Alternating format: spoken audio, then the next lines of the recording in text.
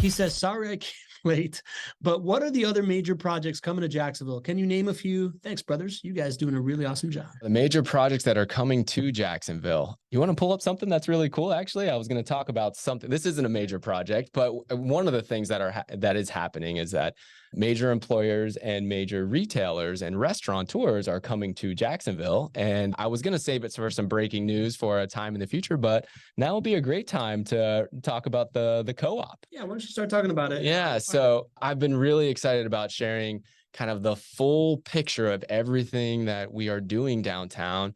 And the full picture involves leasing out our space to wonderful restaurants.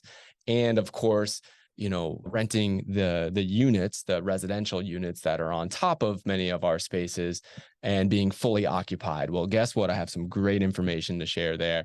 In our 218 Church Street building, which we absolutely will go by on the Not Your Average Investor tour coming in February of next year.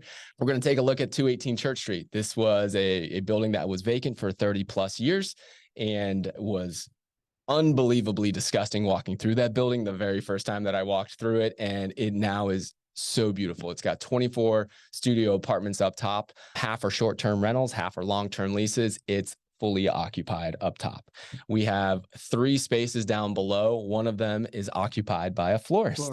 They're operating right now. We have 2 other restaurant spaces. One of them is, we can now talk about this company, which is called the Co-op, Florist and Eatery. It's coming to 218 Church Street downtown. This is a company that's never been in Jacksonville before, but they reached out to us and had an incredible, they were so excited to come to our location here in Jacksonville.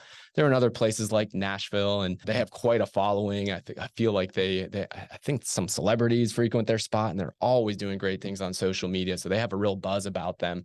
And they're in other places like in South Carolina and Nashville and other great markets. They're looking at Jacksonville and they say, I want to be there because I know what it looks like for Nashville to turn around and revitalize downtown. And I want to be a part of that. And they can get a locked in rent at a rate that they think is so low, again, compared to other markets out there.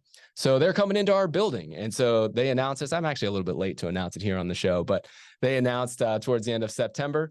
And yeah, so the big picture here is now you guys are seeing the full vision of this. This is taking it from a historic building that hadn't been occupied for 30 years. It now is an asset that is providing jobs in the community. It is providing residences in the community. It's having the short-term and the long-term potential renter situation right there.